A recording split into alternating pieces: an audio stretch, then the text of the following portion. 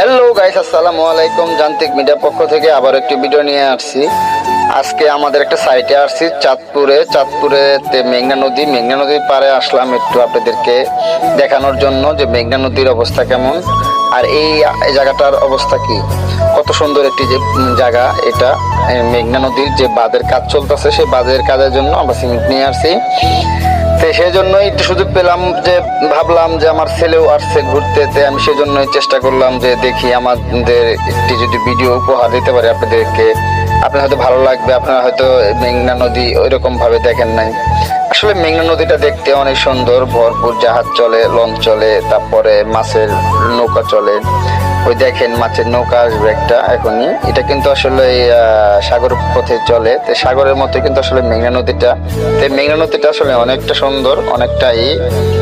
তো আমরা কিন্তু আসলে যত আসি না এরকম ভাবে, আজকে একটু আসলাম অথবা সুযোগ পেলাম, সেজন্য আজকে আপনাদেরকে দেখাচ্ছি যে আসলে মেঘনা নদীর অবস্থা কি। ওই নৌকাগুলো দেখতে পাচ্ছেন, এই নৌকা দিয়ে কিন্তু তারা মাছ ধরতেছে।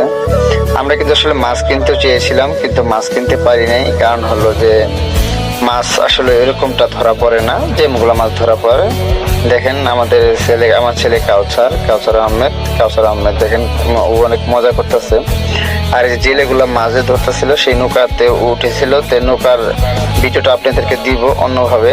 তো আপনারা আমাদের চ্যানেলটা সাবস্ক্রাইব করে পাশে থাকেন, অবশ্যই এরকম নতুন একটা ভিডিও পেয়ে যাবেন। আর আমার চ্যানেলটার নাম কিন্তু যান্ত্রিক মিডিয়া। আসলে কিন্তু মিডিয়া দেখেন নৌকা কি চলতে চলে আর কি চালু চলে নৌকাগুলো দেখেন, এই যে দেখাচ্ছি। আসলে এই ভিডিওটা আপনি ওইরকম ভাবে করতে পারিনি, যেহেতু আমার মোবাইলে ভিডিও করে থাকি, সেই জন্য ভিডিওটা ওইরকম হয়নি। দেখেন নৌকার স্পিড কেমন, অনেক স্পিড, বাপরে বাপ, মনে হয় পিচ বোঝাচ্ছে। আসলে এই নৌকাগুলো কিন্তু জাহাজগুলোকে ওভারটেক করে। আর এটা কিন্তু একটি ফেরির ট্রলার। তো ফেরির ট্রলার হয়তো এটা দিয়ে বলকগুলো যে বানাচ্ছে, এই যে এই বলকগুলো কিন্তু নদীতে যখন যেখানে ভাঙা ধরে সেখানেই তারা ব্যবহার করে। আর আসলে কিন্তু দেখেন আমাদের কাউসার আহমেদ কিন্তু নৌকাতে আছে, অনেকটা মজা করতেছে। ওই কখনো এরকম পরিবেশে আসে নাই, হয়তো আজকেই প্রথম আমি ওকে নিয়ে আসছি। হয়তো স্কুলটা বন্ধ দিয়েছে দুর্গাপূজার, সেই কারণে বললো যে আব্বু চলো আমাকে একটু নিয়ে যাও ঘুরতে। অনেক বায়না করার পরে আমি আমার ছেলেকে নিয়ে আসছি এখানে ঘুরতে। ওই অনেকটা এনজয় করতেছিল, যে এরকম পরিবেশ কখনো পাইনি।